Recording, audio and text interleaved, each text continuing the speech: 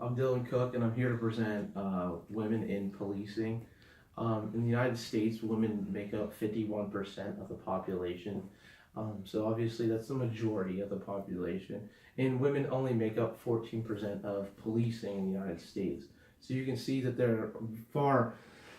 there's a major disrepresentation for women compared to the population that you're looking at in the United States.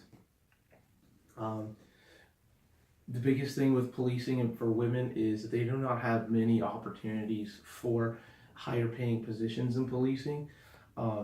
Only 6% of lieutenants are women right now, 3% are captains, and 4% of total higher paying positions are held by women in the United States. So majority of these women that are in policing don't even have the jobs that give them the authority to make decisions in the police field. They're just kind of told what to do. So very few of them actually have decision-making powers. Early roles for women in policing, they were often stuck at a desk filing paper and different things like that.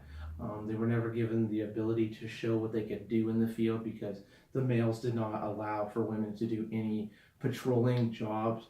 Even the basic of patrol jobs were given to men over females, so they were never allowed to do that. And one of the requirements to get higher paying jobs was to have hours on patrol. And applying this to gender socialization, is the idea that a person does what the society says that they should be doing.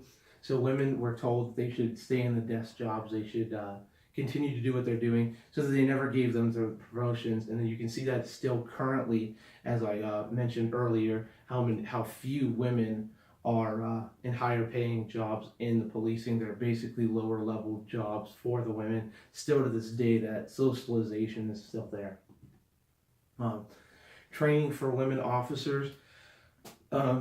Today it's a little different than it used to be. Before, there was a height and weight requirement that was required of all officers, which made it a lot harder for women to get in.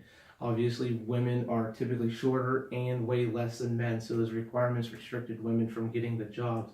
There was also different upper body strength conditioning that the men could often do, but women struggle at because their upper body strength is not the same as in males. This was up until the 1970s. In the 1970s, that's when they revoked the height and weight restrictions so that women were able to get into the policing field a lot easier. Today, the training is still different for men and women. That's just because it is more adequate for women and men. So the men's times on the 1.5 miles have to be slightly faster than the female. Push-ups and sit-ups are a lot more for males than females, and the total amount of body fat for a woman and for a male is different, just because the biological factors that go into males and females is different. That's what allows them to have different requirements.